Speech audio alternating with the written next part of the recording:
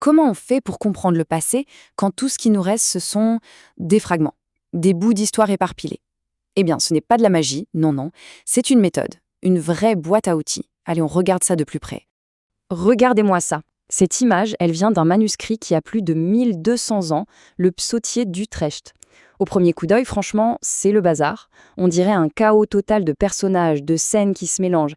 Mais qu'est-ce que ça raconte au juste? C'est un peu notre mystère du jour et on va le résoudre ensemble. Pour ça, il va falloir apprendre à penser comme un historien. Parce que, attention, on ne devine pas, l'histoire, c'est une discipline super rigoureuse. Quand un historien se trouve face à une source, que ce soit un vieux texte, une image comme celle-ci, ou même un objet, il ne se contente pas de regarder. Non, il déploie une véritable méthode d'enquête. C'est un peu comme un détective qui arrive sur une scène de crime. Alors, voilà notre programme. On va d'abord se pencher sur ce mystère millénaire. Ensuite, on ouvrira la fameuse boîte à outils de l'historien. On verra comment s'en servir pour faire parler les images, puis pour interroger les objets. Et on terminera en voyant pourquoi, au fond, l'histoire, c'est une enquête qui ne s'arrête jamais. Alors, entrons dans le vif du sujet. Cette fameuse boîte à outils de l'historien, qu'est-ce qu'il y a dedans au juste? En fait, c'est une méthode en 4 temps. Et ce qui est génial, c'est que ça marche pour tout, que ce soit une simple lettre ou une immense peinture. Étape 1, on présente la source. C'est quoi? Qui l'a faite? Quand? Dans quel but? Étape 2, on analyse ce qu'elle raconte, ce qu'elle montre, on décortique. Étape 3, on la replace dans son contexte. Pourquoi à ce moment-là? Quels étaient les enjeux de l'époque? Et enfin, étape 4, on identifie le problème, l'enjeu principal qui se cache derrière. C'est vraiment la base de tout. Mais attention, il y a un piège. Un piège énorme dans lequel presque tout le monde tombe. La paraphrase. C'est-à-dire juste répéter avec ses propres mots ce que dit le document. Le but, ce n'est pas ça du tout. Le but, c'est d'expliquer, d'interpréter, de se demander « Ok, mais qu'est-ce que ça nous apprend? Pourquoi c'est important ?» Il faut creuser, aller au-delà de ce qui est évident. Allez, assez de théorie, passons à la pratique.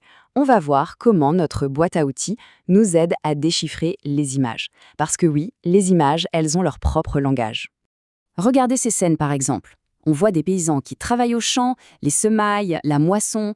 On se dit « Ah, sympa, des petites scènes de la vie de tous les jours ».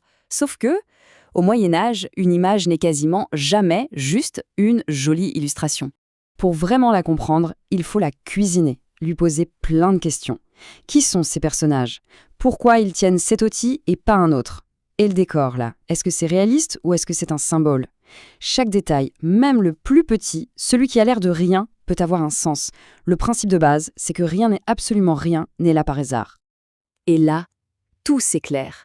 C'est ça la clé. Une image médiévale, ce n'est pas une photo.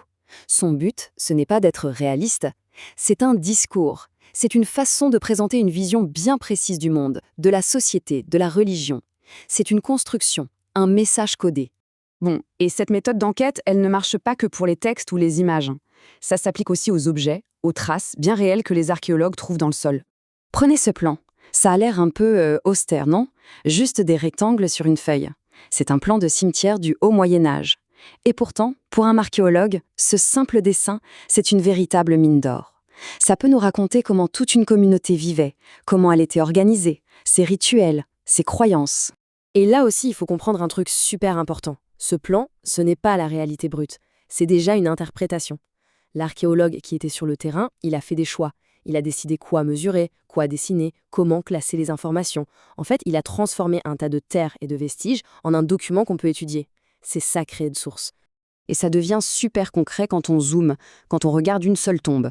La façon dont le corps est placé, les objets qu'on a mis à côté. Un collier par-ci, une épée par-là, un petit pot en terre. Chaque objet, et surtout sa place exacte, raconte quelque chose sur la personne qui est là. C'est un puzzle, et c'est l'association de toutes les pièces qui nous donne la clé. Alors, au final, qu'est-ce qu'on retient de tout ça? À quoi ça sert, toute cette méthode, cette enquête de détective du passé? Je trouve que cette citation le dit très bien. Les images, ce sont des médias idéologiques puissants. Et en fait, ça vaut pour tout. Qu'on regarde une image, un texte, ou même la disposition des objets dans une tombe, une source n'est jamais neutre. Jamais. Elle a toujours été créée avec une intention. Convaincre, montrer sa force, imposer une vision du monde. Donc le truc à retenir, le point central, c'est ça. Il ne faut pas imaginer le passé comme quelque chose qu'on regarde à travers une vitre toute propre. Non.